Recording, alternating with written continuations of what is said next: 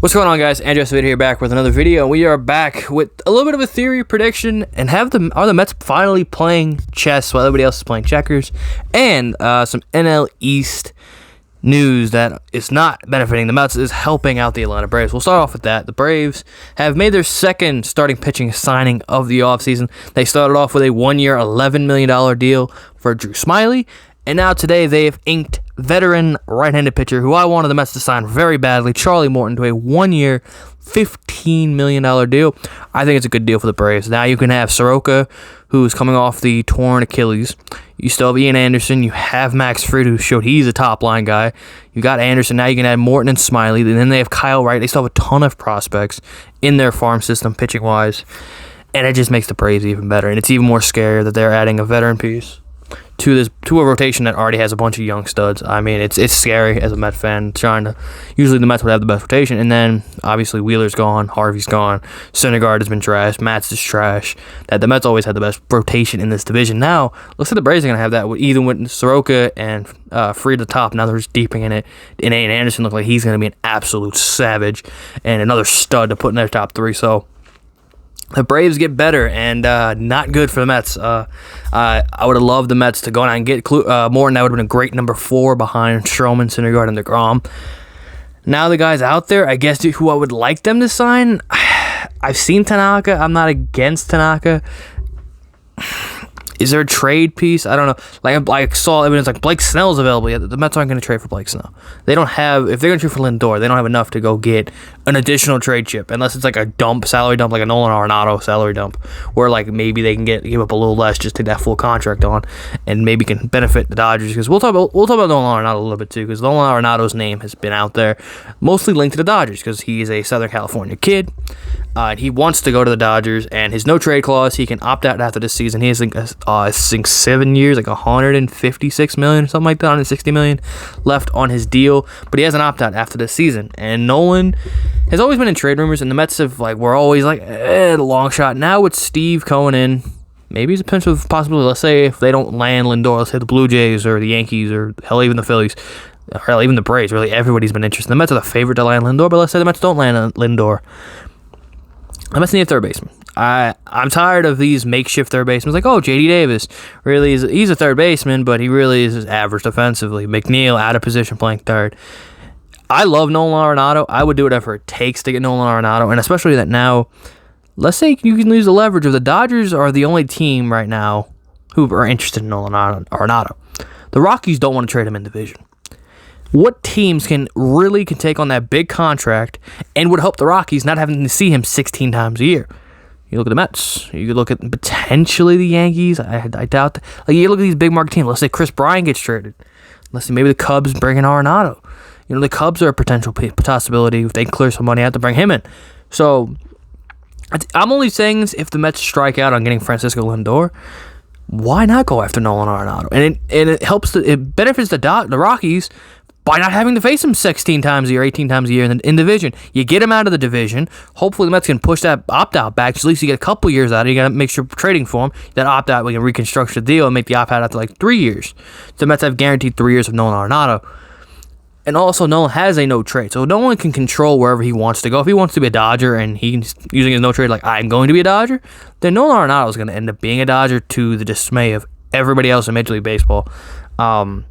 Yeah.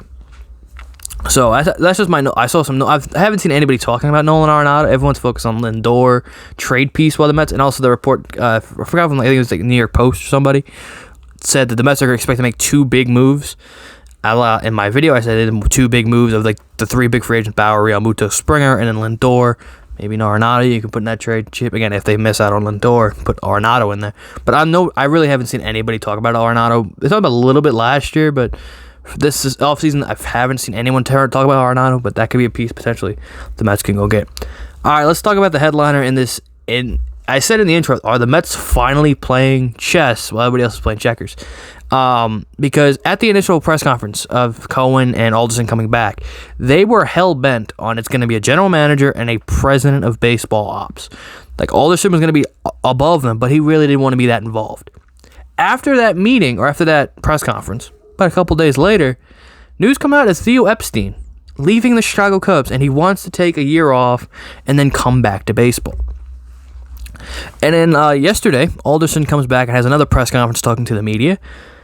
And then he just out of nowhere says, oh, there's not going to be a baseball ops. It's just going to be a general manager, and then I'm going to step in initially to fill the spot for now.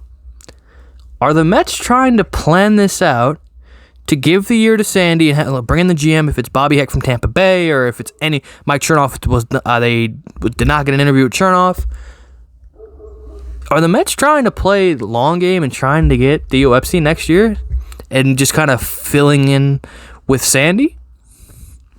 Something to think about. Like, I remember I was sitting there, I think I was going through YouTube, and I saw the video of Michael Kay talking about, like, are the Mets really going to wait out this year, leave Alderson in for 1 year, and then try to make a run at Theo next year?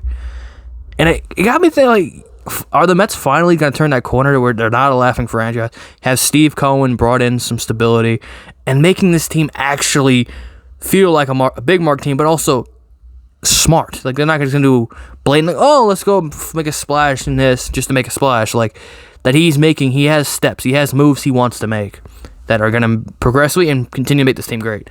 So, put Theo again. Theo made the Cubs. He was pretty much the cornerstone of making the Cubs built the team to make the Cubs win the World Series in 2016. So, I think he's one of the best executives in the league. If the Mets can finally wait a year from now to bring him in, he has a core already built. You got to pay Conforto, which is the first thing, and Syndergaard is, that's kind of if you bring him in, that's the first thing you got to do. You got to sign Syndergaard and Conforto, or at least replace those guys.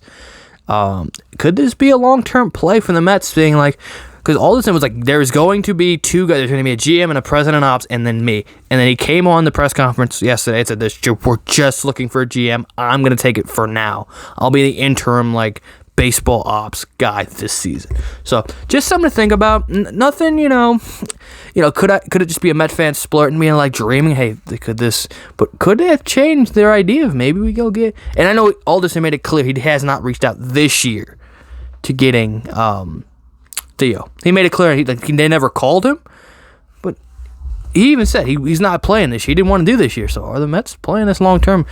And hey, I think if we can get Theo next year, I'm all for it. The Phillies are going to be into it too. So the Phillies, we'll see what the Phillies do, and I just don't want them in the division.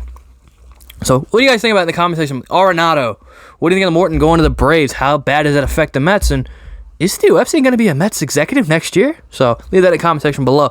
Make sure to like, comment, subscribe. I do read the comments. Comments down below. What do you guys think? What do you think the Mets are going to do? They said two big free agents. Who are you thinking? Are you a Bauer, Real Muto guy? Are you Springer, Real Muto? You Springer, Bauer? Lindor, Bauer? Are you like me and Lindor and Springer? Those are the two guys you want to bring in. So leave it in the comment section below, and I will see you guys in the next video. Peace.